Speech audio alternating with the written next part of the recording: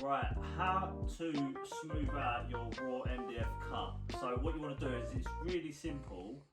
Is just get yourself some MDF primer and just splodge it on there, nothing special.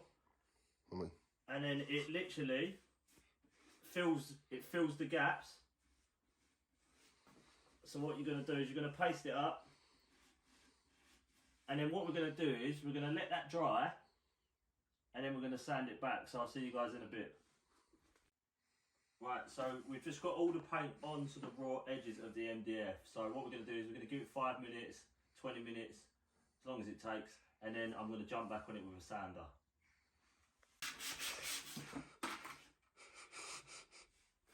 Right, this is the part where you sand it. You give it 2 minutes. You sand it back like that. Oh, don't drop the sandpaper. And this fills all the little holes in the divots.